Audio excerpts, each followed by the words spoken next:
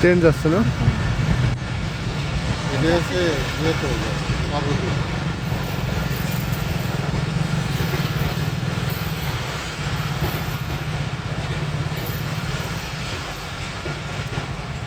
ওহ, কেমন লাগছে আব্বু? তো আমাদের টাইস কেনা শেষ না? হ্যাঁ টাইস কেনা শেষ, এখন আছে আমরা কি করতে আসছি বলো? বালু আর ইট সিমেন্ট, হুম। এই দুটো। আগেকার মডেলের বাড়ি তো, এটাই ইয়ে করা টাইস করা ছিল না, এখন নতুন করে করতে হচ্ছে।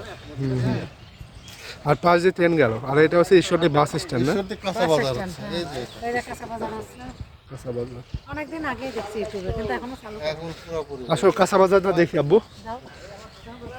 আমরা তো এই বাজারে আল্লাহ যেন বাঁচায় রাখলে এই বাজারেই বাজার করবো ইনশাআল্লাহ। এই যে ঈশ্বরদী, ঈশ্বরদী বাস টার্মিনাল। এই যে এটা নতুন করছে কাঁচা বাজার। এখানে বিশাল বড় বাজার হবে না?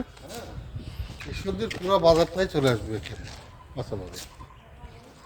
ওখানে আর ওই জ্যাম ঝামেলা, ওরে বাবা অনেক বড়, অনেক বড়। তাই আলহামদুলিল্লাহ, যাক আল্লাহ যেন বাঁচায় রাখে ততদিন, আমরা যেন এই কাঁচা বাজারে কাঁচা বাজার, সবজি বাজার, মাংস সব সবই থাকবে হয়তো।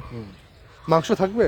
সব সব এত বড় মার্কেট দেখছো না, এক জায়গায় মাছ, এক জায়গায় মাংস, এক জায়গায় তরি তরকারি, এক জায়গায় ফলমূল, এই না অনেক বড়। আর ওইদিকে পানির ব্যবস্থা আছে, সব কিছু। হ্যাঁ, একদম ন্যাচারাল একটা ঠান্ডা জায়গা। একটা মানুষ যেখানে থাকবে, ওদের অনেক কিছু বাথরুম, টয়লেট, ওয়াশরুম, অনেক কিছু দরকার।